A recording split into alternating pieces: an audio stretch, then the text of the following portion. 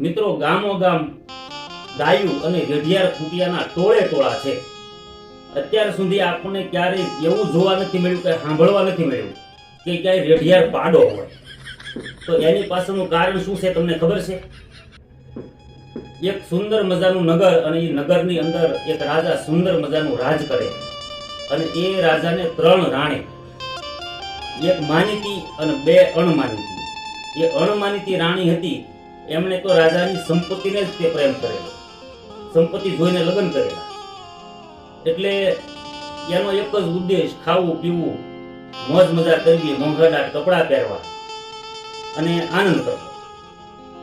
માનીતી રાણી જે હતા એ રાજાને ખૂબ પ્રેમ કરે. રોજ સવારમાં રાજાને પાટલે બેસાડે, એની પૂજા કરે, આશીર્વાદ લે. દાસ દાસીઓ હોવા છતાં પોતાના હાથથી રસોઈ બનાવી અને રાજાને જમાડે.